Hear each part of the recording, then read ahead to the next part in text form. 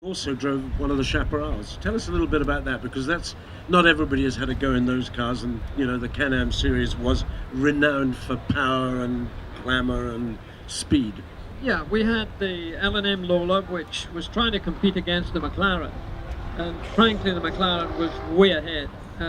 Eric Broadley, a lovely man, the creator of Lola cars and the designer, never quite got that car right, and it was a monster to drive. A very short wheelbase, which means it's very twitchy. A long wheelbase car is a lot more forgiving. You can take liberties with it.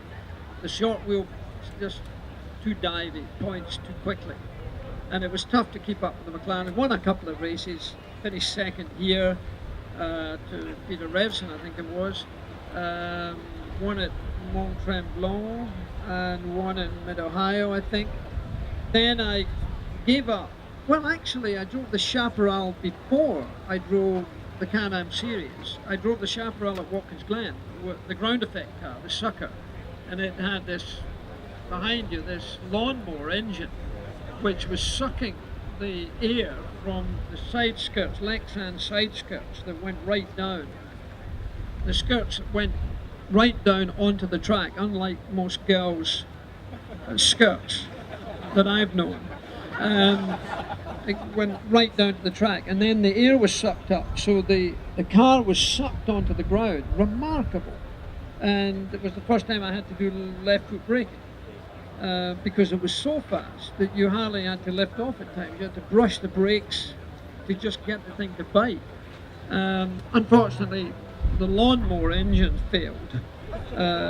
Very noisy in the first place, and right in your ears. It was very noisy, and then it gave up. So unfortunately I didn't finish the race, but my Can-Am racing in America was great fun.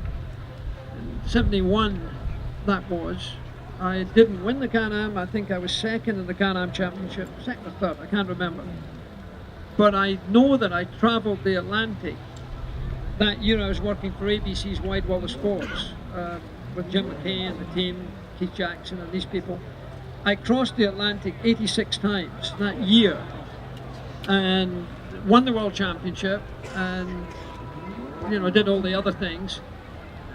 I had a thing called mononucleosis. If you've been to university, you're nodding, you know about it. It's when you're playing too much at night and trying to study and get through the exams. You get mononucleosis. I was almost dead with it, and I nearly retired because of it, because of the travel schedule with the time changes and everything. And that's why I gave up racing in North America. I gave up the Can-Am, did a McLaren. I had a McLaren contract for '72, and my Duodene Lauser then hemorrhaged again because of I was doing so much, and it was at the beginning of the commercial world of motorsport.